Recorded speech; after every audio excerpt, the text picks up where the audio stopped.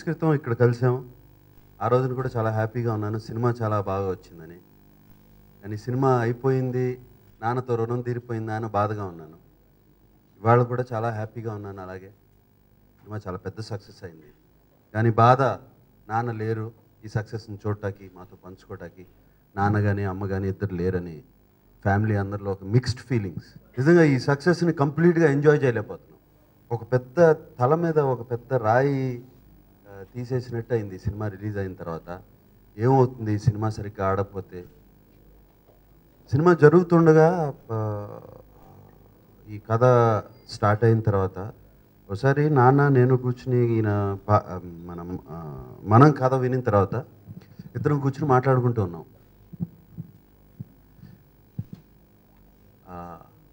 అప్పుడే నా ప్రీవియస్ దానికి ముందు గ్రీక్ వీరుడు కానీ భాయ్ కానీ సినిమాలు రిలీజ్ అయ్యి సరిగ్గా ఆడక నా జడ్జిమెంట్ మీద నాకు కొంచెం నమ్మకం పోయి, కొంచెం కాన్ఫిడెన్స్ తగ్గి నాన్నతో అన్నాను, ఏటో నాన్న నా జడ్జిమెంట్ పోయిందో ఏంటో, 2 సినిమాలు అలా పోయినాయి, ఇప్పుడు ఇది తీస్తున్నాను, ఇదేమో చాలా ఇంపార్టెంట్ ఫిలిం ఫ్యామిలీ అందరికీ అని ఆయనతో అన్నప్పుడు ఆయన సింపుల్గా ఒక చిన్న అడ్వైస్ ఇచ్చారు. ఫెయిల్యూర్స్ అనేవి సక్సెస్ అనేవి వస్తూనే ఉంటాయి. కథ విన్నాం, అందరం విన్నాం, బాగుందనుకున్నాం, కొంచెం కాంప్లికేటెడ్ స్టోరీ అనుకున్నాం. కాంప్లికేటెడ్ స్టోరీ ఇది. అది అందరికీ ఇంత కాంప్లికేటెడ్ స్టోరీ అయినా, ఇటువంటి స్టోరీ అని కూడా అందరికీ అర్థమయ్యేటట్టు, ఒక చిన్న పిల్లోడికి కూడా అర్థమయ్యేటట్టు ప్రయత్నించండి. అది ప్రయత్నిస్తే ఇది చాలా పెద్ద సూపర్ డూపర్ హిట్ అవుతుంది అని నాన్నప్పుడు నాకు బాగా ధైర్యం చెప్పారు. ఆయన చెప్పిన దగ్గర నుంచి ఆల్మోస్ట్ ఒక 6 months దాని మీద వర్క్ చేసి అది ఎంత సింప్లిఫై చేయాలి అనేది బాగా ట్రై చేసాం. నాన్న కూడా ఒక 4-5 సార్లు విన్నారు ఈ కథ. విని ఇప్పుడు కొంచెం సింపుల్గా ఉంది, చాలా బాగుంది, చాలా ఈజీగా ఉంది, దీంట్లో కొంచెం కామెడీ యాడ్ చేయండి. తాత మనవడు అంటే కామెడీ ఎక్స్పెక్ట్ చేస్తారు. వాళ్ళ తాతకి మనవడికి ఎప్పుడు తెలుగు ప్రేక్షకులకి బాగా ఇష్టం ఆ కాంబినేషన్స్. ఎప్పుడు బిగినింగ్ నుంచి చూసుకో, అది బాగా ఎక్స్పెక్ట్ చేస్తారు. అది ఆ సీన్స్ బాగా చూసుకో అని చెప్పారు. దాని తర్వాతే ఆ తాగుడు సీన్ కానీ అన్ని తర్వాత వచ్చినాయి అటువంటి సీన్స్. కానీ అందరూ నేనేదో నాన్నకు ఒక పెద్ద గొప్ప కానుక ఇచ్చాను ఆయనకి లాస్ట్ ఫిలిం ట్రిబ్యూట్గా అని పేపర్స్లో కానీ రివ్యూస్లో కానీ చాలామంది చెప్పడం, ఫోన్లు చేసి. నేను కాదు, ఆయన కూడా వెళ్ళేటప్పుడు సినిమా అంటే ఇలా తీయాలరా అని చెప్పి నాకు నా కెరియర్లో బిగ్గెస్ట్ హిట్ ఇచ్చారు, చైతన్యకి బిగ్గెస్ట్ హిట్ ఇచ్చారు, ఆయన కెరీర్లో ఆయనకు కూడా చాలా బిగ్ హిట్ ఇచ్చారు, ఒక క్లాసికల్ ఫిలిం ఇచ్చారు. సో నాన్న వెళ్ళేటప్పుడు కూడా మా అందరికీ ఫ్యామిలీకి ఇదిగో అని చెప్పి ఇంకో కానుక ఇచ్చి వెళ్ళారు. ఇక సినిమా సంగతి చెప్పాలంటే ఎంత ఆడుతుంది, ఎంత సక్సెస్ అయింది, ఎంత కలెక్ట్ చేస్తుంది అనేది లేదు. మా అందరికీ తృప్తి ఏంటంటే నాన్న లాస్ట్ ఫిలిం చాలా పెద్ద హిట్ అయింది. పెద్ద హిట్ అవడమే కాదు, ఒక క్లాసికల్ ఫిలిం, ఒక క్లాసిక్, తెలుగు సినిమాల్లో ఇంకొక మైల్ స్టోన్, తెలుగు సినిమాలో ఒక ల్యాండ్ మార్క్ అయింది. నాన్నగారి క్లాసిక్స్ లాగానే నాకు వచ్చిన కొన్ని శివ, గీతాంజలి, అన్నమయ్య లాగా ఇది కూడా ఈ సినిమా మనం తర్వాత చాలామంది డైరెక్టర్స్ నా దగ్గరికి వచ్చారు ఈ మధ్యన. వాళ్ళు ఇట్లా కూడా సినిమా తీయొచ్చు అని మాకు అర్థమైంది ఇప్పుడు. లేకపోతే ఇలాగే ఒక మోస్తో పాటలు, ఫైట్లు ఇదే పెట్టి ఇలాగే తీయాలి. పెద్ద డైరెక్టర్స్, నేను చిన్న డైరెక్టర్స్ కూడా అనట్లేదు, వచ్చి ఇలా తీయాలని చూపించారు. చూస్తే తెలుగు ప్రేక్షకులు చూస్తారు అని మాకు అర్థమవుతుంది. ఫెంటాస్టిక్, హ్యాట్స్ ఆఫ్ అని చెప్పి వాళ్ళందరూ మాకు కంగ్రాచులేషన్స్ చెప్తాను. చాలా చాలా ఆనందంగా ఉంది. ఇదే ఎంతసేపు నేను అనుకున్న కాంప్లిమెంట్ మీ నాన్నకి చాలా మంచి గిఫ్ట్ ఇచ్చావు అని. నేను అనుకునేది అది కాదు, ఆయన మాకు ఇచ్చారు, నేను చెప్తున్నాను. అది అవును, చాలా బాగా ఆయనకి కమల్ హాసన్ గారు 16 ఏళ్ళ వయసు, ఆయనకి 16 ఏళ్ళు ఉన్నప్పుడు డాన్స్ అసిస్టెంట్గా, హీరాలాల్ మాస్టర్కి డాన్స్ అసిస్టెంట్గా నాన్న ఫస్ట్ ఫిల్మ్లో జాయిన్ అయ్యారు. నాన్న ఆయన దగ్గర ఆయనలో ఆ షార్ప్నెస్ కానీ అది చూసి దగ్గరికి తీసుకొచ్చి ఇది కాదు నువ్వు చేయాల్సింది, ఇంకా చాలా ఉంది, వాటి మీద కాన్సన్ట్రేట్ చేయి, డాన్స్ అసిస్టెంట్ కాదు అని చెప్పి నాన్న ఆయనకి అడ్వైస్ ఇచ్చారు. అది కమల్ హాసన్ గారు నాకు ఎప్పుడూ చెప్తూ ఉంటారు. సో ఆ సినిమా త్రూ అవుట్ నాన్న ఆయనకి ఎందుకో కమల్ హాసన్ గారు అంటే బాగా ఇష్టపడి నాన్న ఆయన అంటే ఇష్టపడి పక్కన కూర్చోబెట్టుకుని మాట్లాడతాం, అవుట్డోర్లో ఆయన దగ్గర కూర్చోబెట్టి అడ్వైజులు ఇవ్వటం అంతా జరిగిందంట. సో అది ఎప్పుడు ఆయన గుర్తుపెట్టుకుని చెప్తూనే ఉంటారు కమల్ హాసన్ గారు. ఈ సినిమా చూసి రాత్రి ఒక 11 ఫోన్ చేశారు. నేను పడుకున్నాను, ఎవరి ద్వారానో పట్టుకుని ఇంటి నెంబర్ పట్టుకుని నన్ను నిద్ర లేపించి ఒక ఆల్మోస్ట్ 11 to 12 వరకు మాట్లాడారు. మాట్లాడుతూనే ఫోన్లో ఏడుస్తున్నారు, నాన్నని తలుచుకుంటా. అంటే నాన్నకి ఆయనకున్న అనుబంధం ఇది. ఆయనకి ఏయో మెమరీస్ గుర్తొచ్చాయంట ఆయనతో చెప్పి. ఎంత వండర్ఫుల్ ఫిల్మ్ తీశారు, ఎంత గొప్ప ట్రిబ్యూట్ ఇచ్చారు ఆయనకి, ఆయన లాస్ట్ ఫిల్మ్ ఇటువంటిది అవటం అని చెప్పి చాలా ఎనీథింగ్ ఆ ఫిల్మ్ కోసం నేను ఇంకేమైనా చేయాలన్నా కూడా నాకు మహేష్ కూడా చూసి ట్వీట్ చేసి మొన్న నైట్ అది సినిమా చూసిన కానీ మహేష్ ఫోన్ చేశాడు నాకు. ఫోన్ చేసి ఎలా సబ్జెక్ట్ ఎట్లా అనుకున్నావు, ఆ కథ చెప్పినప్పుడు ఈ కథ చెప్తే అసలు ఎలా ఇలా తీయగలుగుతారు అని అనుకున్నావు, ఎలా జడ్జ్ చేసావని అతను ఒక పెద్ద ఇది. లేదు Mahesh, Vikram is a very good director, కళ్ళ ముందు కథ చెప్పాడు, తర్వాత ఇంప్రొవైజేషన్స్ చేసుకున్నాం. It's hats off. అది మరి ఎలా ఏ జడ్జ్మెంట్తో నువ్వు అది ఒప్పుకున్నావు, కానీ మీరు దానికి ఫెంటాస్టిక్ ఫర్ ద ఫ్యామిలీ అని చెప్పి తను కూడా ఒక ½ అన్ అవర్ అని చెప్పి, నేను కూడా విక్రమ్ దగ్గర ఏదో కాదంటున్నాను, నువ్వు కూడా విను నా కోసం అని అడిగితే తప్పకుండా వింటాను మహేష్ అని చెప్పాను. అంటే నా పాత్ర వేరియేషన్స్ అది యాక్చువల్గా ఏదో నేను చైతన్య నా అబ్బాయి అని చెప్పడం కాదు, యాక్చువల్లీ తనది వెరీ డిఫికల్ట్ క్యారెక్టర్. అంటే ఒక ఓపెనింగ్ సీక్వెన్స్లో ఒక హస్బెండ్ గొడవపడి వైఫ్తో ఇదైపోయి యాక్సిడెంట్ అయ్యి దాని తర్వాత ఒక కేర్ ఫ్రీగా ఉండే స్టూడెంటు అక్కడ నుంచి లాస్ట్ ఎండ్కి వచ్చేటప్పుడు మళ్ళీ అవ్వటం, అండ్ వాటికన్నా కష్టమైన క్యారెక్టరు. అంతేకాకుండా వాళ్ళ తాతగారితో చేయాలి ఫస్ట్ టైం, అది తనకి మళ్ళీ నాతో చేయాలి, ఇద్దరం ఉన్నాం అక్కడ ముందు. అది చేయడం అంత ఈజీ కాదు, ఎందుకంటే నేను నాన్నగారితో నేను ఫస్ట్ టైం చేసినప్పుడు నాకు ఆయనకి బయటికి చెప్పుకోలేదు, కానీ నిజంగా సెట్లోకి వెళ్తుంటే కాళ్ళు వణుకుతూ మొదలుపెట్టి, అంటే అది భయంతో అని కాదు, ఒక రెస్పెక్ట్, ఒక పెద్ద ఆర్టిస్టు మన ముందు నుంచున్నారు, అటువంటి ఆయనతో వాడు చాలా బాగా చేశాడు. I give the first marks to Chaitanya. My second marks is to Samantha సినిమాలో. ఎందుకంటే 6 అడుగులు ఆ అమ్మాయి ఎంత ఉంది కరెక్ట్గా నా ముందు, ప్లస్ ఎన్నో సినిమాలు చేస్తుంది, నేనంటే పెద్ద ఫ్యాను అమ్మాయికి, ఎప్పటి నుంచో సమంత చెప్తూ ఉంటుంది. అండ్ నన్ను ఒక చిన్నపిల్లడితో ఆడుకున్నట్టు ఆడుకోవటం, అండ్ ఒక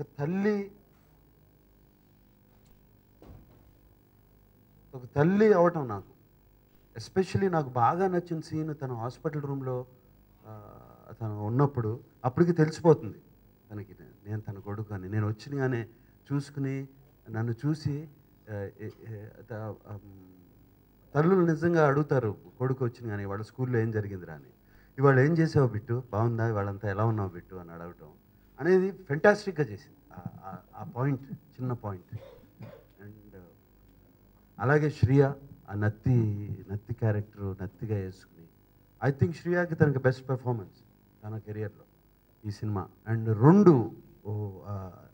1920s ఆ జమీందార్ ఎపిసోడు, దాని తర్వాత ఇప్పుడున్న ఎపిసోడ్కి రెండిట్లో చాలా డాక్టర్గా చేయటమే కాకుండా చాలా అందంగా ఉంది సినిమాలో. అండ్ మా ఇద్దరి మధ్యన కెమిస్ట్రీ కూడా చాలా బాగా వర్కౌట్ అయింది. అది కేవలం మా ఇద్దరి మధ్యన అనేది కాదు, అది డైరెక్టర్ కాన్సెప్ట్, ఈ హార్ట్ బీట్ కాన్సెప్ట్ అనేది అది కొత్తగా ఎంత ఫ్రెష్గా ఉందో అది. మేము సినిమా చేసేటప్పుడు ఏంటి హార్ట్ బీట్ వినపడుతుంది, ఒక ముందుకు వెళ్ళాలి, ఒక రైట్కి వెళ్ళాలి, ఒక లెఫ్ట్కి వెళ్ళాలి అని చెప్తూ ఉండేవాడు డైరెక్టర్. అన్నీ చాలా వింతగా ఉన్నాయి, కానీ బట్ సినిమా అయిన తర్వాత అది చూస్తుంటే అతనికి వెరీ క్రియేటెడ్, ఎవరు వెరీ డిఫికల్ట్ క్యారెక్టర్. అంటే అందరూ మర్చిపోతుంది ఏంటంటే నాకు ఒక 88, 89 సినిమా, నాన్నగారికి 250 films, plus father grand father, not just వాళ్ళ ముందు అన్నీ చేయాలి. జనరల్గా నాన్న అసలు రూమ్లో ఉంటేనే వాడు కూర్చోడు, నుంచునే ఉంటాడు. అటువంటిది వెళ్ళి ఏ ముసలోడా అని చెప్పి వెళ్ళిన సూట్ కేసు తీసుకురారా అంటాం. ఇటువంటి ఇవన్నీ very difficult, not easy, because it's a personal bond. దాన్ని ఓవర్కమ్ అయి చేయటం, అది ఫస్ట్ ఫిల్మ్. ఇది రెండోసారి, ఇది నాలుగోసారి, ఐదోసారి కాదు.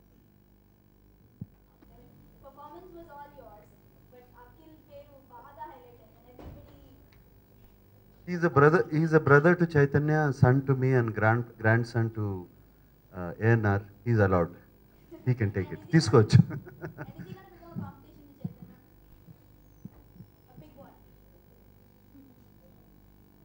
First he has to take care of me. Forget about Chaitanya. I'm still there. Huh? Of See, everybody thinks, Akhil has come and taken everything away. The work behind it, how much it was done, the lead scene, the graciousness of Chaitanya and me to let him allow to take away. You know, if it was somebody else, it's because he's his brother and he's my son, I said, yeah, take it. You know, to take that part away, ఏమీ లేకుండా. And also the care taken for the lead scene, and also a cameraman's work. It's the first shot which is going to take. The amount of care we taken in the clothing, the amount of, it all was taken. And this is what cinema is about. ఒక చిన్న దాంట్లో వచ్చి ఒకళ్ళు తీసుకెళ్ళిపోతారు. ఒక అందా కానూన్లో నాకు బాగా గుర్తు, అమితాబ్ బచ్చన్ గారే కదా, అమితాబ్ బచ్చన్ గారు అందా కానూన్లో వచ్చి సినిమా అంతా ఉంటే ఆయన ఒక చిన్న సీన్లో వచ్చి తీసుకెళ్ళిపోతారు. It is like that, it happens. I'm very happy. And అఖిల్ని ఎలా లాంచ్ చేయాలి నేను I was thinking that part అయిపోయింది, ఆ బరువు అయిపోయింది నాకు. సో ఇందాకన్నా నేను నాన్న నాకే కాదు, నాకు, చైతన్యకి, అఖిల్కి కూడా ఒక మంచి సినిమా ఇచ్చేసి వెళ్ళిపోయారు.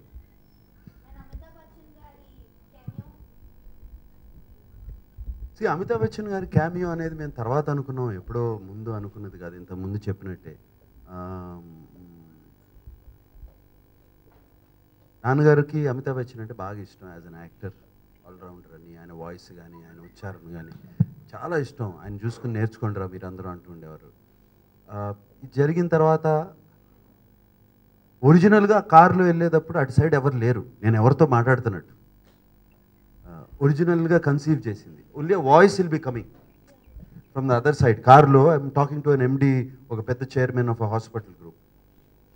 అమితాబ్ బచ్చన్ గారు ఉంటే బాగుంటుంది, ఎక్కడ ఉంటే బాగుంటుంది అనుకున్నప్పుడు అటు సైడ్ తీసుకెళ్ళి పెట్టాం. అందుకనే it was short like that. Also combination కుదరలా. అప్పటికి కాంబినేషన్స్ అన్నీ అయిపోయాయి, లేకపోతే డెఫినెట్గా నాన్నతో కాంబినేషన్ పెట్టేవాడిని. But it was too late. అది జస్ట్ అమితాబ్ బచ్చన్ గారితో షూటింగ్ కూడా సినిమా అంతా అయిపోయి రీ రికార్డింగ్ జరుగుతుంటే అప్పుడు వెళ్ళి నేను షూట్ చేసుకొచ్చి యాడ్ చేసాం. Just about 3 weeks before release. ఈ 50 crore club, 40 crore club, 30 crore club అని ఎప్పుడు ఆలోచించి చేయలేదు, నేను ఆలోచించట్లేదు నిజంగా. అవన్నీ ఏంటంటే అవన్నీ దాటుతూ పోతుంటే, ఒకటి వచ్చిందంటే ఇంకో సినిమా వచ్చి దాటుతుంది, నెక్స్ట్ ఇంకో సినిమా వచ్చి దాటుతుంది, దానికి నేనే దాటుతాను ఇంకో సినిమా. చెప్పలేం, రేపు చైతన్య తను ఇంకో సినిమా దాటొచ్చు, ఎవరొకరు దాటొచ్చు. ఎవరు దాటలేనిది ఏంటంటే ఇటువంటి సినిమా తీయలేరు. మనం లాంటి సినిమా ఎవరి వల్ల కాదు, చేయలేరు. మళ్ళీ ఇట్లా 3 generations కలిపి చేయలేరు. చేసి 3 generations ఇంత మంచి సినిమా. And no it's only 3 4 actors 3 generations. So that I'm proud of. అది ఎవ్వరు చేయలేరు. ఈ 50 crores, ఈ 40 crores, 60 crores, నెక్స్ట్ ఇంకో సినిమా వెళ్ళిపోద్ది, 70కి వెళ్ళిపోద్ది, దాని తర్వాత 80కి వెళ్తుంది, వెళ్తూనే ఉంటాయి. వెళ్ళిపోతే ఎట్లా సినిమాలు అలా అనుకుంటే నాన్న ప్రేమాభిషేకం ఇప్పుడు రిలీజ్ అయిందంటే 100 crores దాటేది.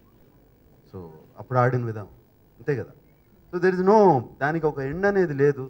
ఐ థింక్ నా సినిమాని అట్లా కంపేర్ చేసి తక్కువ చేయొద్దు ప్లీజ్. మనమే కాదు, దీని మనం ముందు ఒక చిన్న సినిమా ప్రొడ్యూస్ చేశాను, ఉయ్యాల జంపాల అని. అది కూడా మనసుకు నచ్చి దీనికి ఎట్లా తీయాలి ఈ సినిమా, ఒక రాజ్ తరుణ్ లాంటి కొత్త హీరో ఉంటే బాగుంటుంది, ఒక అమ్మాయి ఉంటే బాగుంటుంది. రాజ్ తరుణ్ వాయిస్ బాగాలేదు, దాన్ని డబ్బింగ్ మార్చేయాలన్నారు ఆ సినిమాలో, ఎందుకంటే అది కొంచెం బొంగురు గొంతుగా. లేదు, అదే బ్రహ్మాండంగా ఉంటుంది. ఇది నా ఇన్స్టింక్ట్, నా హార్ట్, యాజ్ అ సినిమా వ్యూవర్గా, యాజ్ అ మేకర్గా నేను మనసులో అనుకున్నది. అలాగే చేయాలని మన రామ్కి చెప్పాను. నేను మాత్రం ఎవరేం చెప్పినా డబ్బింగ్ మార్చొద్దు. ఆ సినిమాలో చాలామంది రామన్ ఫోర్స్ చేశారు. ఉయ్యాల జంపాలో సినిమా స్టార్ట్ అయ్యే ముందు ఒక ఒక ఒక ప్రోలోగ్ లాగా వస్తుంది, మాట చెప్పేది ఆ సినిమా కథ గురించి, నాతో చెప్పించాలన్నారు. లేదు, ఆ కుర్రోడే చెప్తే బాగుంటుంది, ఆ సినిమాకి హీరో అతను చెప్తే బాగుంటుంది తెలుగు. అది మనసుకు నచ్చి చేసిన సినిమా, అది బాగా హిట్ అయింది. అది దాని తర్వాత ఇప్పుడు మనం వచ్చింది, మనం కూడా ఇంతే. సో ఫ్యూచర్లో డెఫినెట్గా నేను ప్రొడ్యూస్ చేసే ఫిలిమ్స్, నేను బయట యాక్ట్ చేసే ఫిలిమ్స్ అన్నీ నా కంట్రోల్లో ఉండవు, బట్ నేను ప్రొడ్యూస్ చేసే ఫిలిమ్స్ అలాగే చేయాలని నేను అనుకుంటున్నాను. సో ప్లస్ ఇన్స్పిరేషన్ రోల్స్ రావాలి. ఒక మనంలో బిట్టు లాంటి రోల్ రావడం చాలా కష్టం. అండ్ వాళ్ళిద్దరిది సమంతతోనూ నాగ చైతన్యతో చేస్తున్నప్పుడు చాలా చాలా చాలా నిజంగా ఒక బాగా ఫీల్ అయి చేశాను చాలా రోజుల తర్వాత. అది ఆ రోల్ చేసినప్పుడు కానీ, వాళ్ళని అమ్మ అని పిలుస్తాం కానీ, వీడిని నాన్న అని పిలుస్తాం కానీ, రియల్గా ఇట్స్ ఎక్స్పీరియన్స్ ఫర్ మీ. అప్పుడప్పుడు నేను ఇంట్లో ఆ పాట వేసుకుని చూస్తే, ఆ ఒక్క పాట వేసుకుని చూస్తాను ఈ సినిమాలో, మనం సినిమాలో మా ముగ్గురిది ఉన్న పాట, మౌంటేజ్ సాంగ్, అమ్మా నాన్న అని.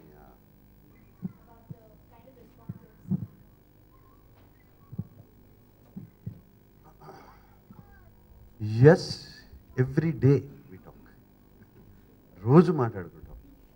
పొద్దున్నే వాడు ఫోన్ చేసి వాడికి వీళ్ళకి అఖిల్కి ఏదో మెసేజ్ వస్తుంది, వచ్చినగానే నేను వాడు లేచినగానే నాకు చూపిస్తాడు మెసేజ్, నాన్న చూడండి అని. అలాగే చైతన్య కూడా అలాగే ఎక్కడి నుంచో చెప్తాడు, అక్కడ పబ్లిసిటీ తగ్గిందంట కొంచెం చూడండి నాన్న అని. ఏదో ఒకటి సంథింగ్ ఈ like to do something or the other మాట్లాడుతూనే ఉంటాం. మేము ఒక్కడమే కాదు, whole family, complete Akkineni family అందరం ఎవ్రీ డే దీని గురించి మాట్లాడుకుంటూనే ఉంటాం.